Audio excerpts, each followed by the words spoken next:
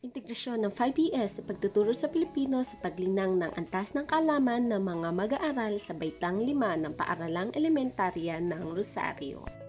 Ayon kay Abas ng taong 2021, ang isang guro ay may kaakibat na responsibilidad upang ang kanyang mga mag-aaral ay matuto sa asignatura na kanyang itinuturo, lalo na sa piling larangan o kanyang pinagkadalubhasaan sa pagtuturo ng asignaturang Pilipino. Batay sa isang pahayag ni Meneses sa kanyang ginawang artikulo ng mga pamamaraan at kagamitan sa pagtuturo ng Pilipino sa panahon ng pandemya, na ipinapahayag na isang hamon nito sa mga guro at mag-aaral na magkaroon ng isang maayos na pagpapahatid at paglilipat ng kaalaman na hindi nakakaapekto ang kasalukuyang dinaranas ng pandemya. Dahil sa mga problemang kinaharap ng mga guro sa kasalukuyan, ay hindi biro lamang sapat ito ay isang bukasyon na ang pagtuturo ay hindi kinakailangan na magkaroon ng isang sapat na isa lamang na pamamaraan, bagkus marami pamamaraan upang maisalin ang kaalaman at pagkatuto ng mga mag-aaral. Ang pagtuturo ay pinag-aaralan ng mga guro upang makapagsalin ng kaalaman mula sa mga nakalahad sa isang batayan na kinakailangang pag-aralan. Kagaya minsan na ang guro ay nagsasakripisyo upang makapagturo sa isang lugar na malayo sa kabayanan. Ito ay masasabing isang pagsisерvisyo may puso at dedikasyon sa pagtulong sa mga kabataan. Nakakapagpasaya sa mga guro kapag may natutuhan ang mga mag-aaral mula sa araling Pilipino.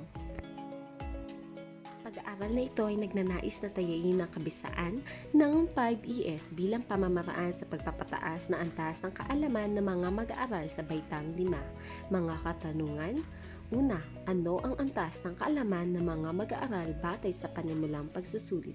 Pangalawa, ano ang antas ng kaalaman ng mga mag-aaral batay sa panapos na pagsusulit? At ang pangatlo, may kabuluhan bang pagkakaiba ang antas ng kaalaman ng mga mag-aaral ay sa panimula at panapos na pagtataya? Ang 5BS model ay batas sa teorya ng constructivist na pagkatuto na nagmumukhahin na ang mga tao ay bumuo ng kaalaman at kahulugan mula sa mga karanasan. Sa pamamagitan ng pag-unawa at pagniling-nilay sa mga aktibidad, nagagawa ng mga mag-aaral na ipagkasundo ang bagong kaalaman sa mga dating ideya. Ang mga sumusunod ay ang 5 antas ng 5ES model: engage o pakikilahok, explore, explain o ipaliwanag, elaborate o elaborasyon, evaluate o pagsusuri. Ang mga kalahok sa pag-aaral nito ay binubuo ng 30 mag-aaral mula sa Baitang 5 na pinili sa pamamagitan ng purposive sampling. Sa pagkuha ng datos, ang mga mag-aaral ay sasagutan ng panimulang pagtataya upang matiyak ang antas ng kaalaman ng mga mag-aaral, matapos ito ay sasailalim sa estratehiya ng pagtuturo gamit ang 5ES model. Batay sa talahanayan, ang mga kalahok ay nakakuha ng 4.0279 na mean at 0.83560 na standard deviation sa paunang pagtataya. Nagpapakita ang resultang ito na mababa ang antas ng kaalaman ng mga mag-aaral.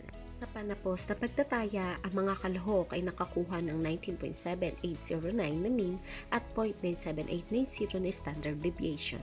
Nagpapakita ang resultang ito na umangat ang antas ng kasanayan ng mga kalahok matapos gamitin ang 5ES model sa pagtuturo. Sa paghahambing sa resulta ng panimula at panapos na pagtataya, nakapagtala ang mga kalahok ng negative 356.034 na t-value, 9 degrees of freedom at 0.000 na significant value. Ipinakikita ng resulta na may kabuluhan sa pagkakaiba ang antas ng kaalaman ng mga mag-aaral matapos gamitin ang 5ES model na pagtuturo. Batay sa isinagawang pag-aaral at pananaliksik sa antas ng kaalaman sa Pilipino ng mga mag-aaral, ay nakitang may malaking kabisaan sa pagsasailalim sa mga mag-aaral sa estratehiyang 5ES model.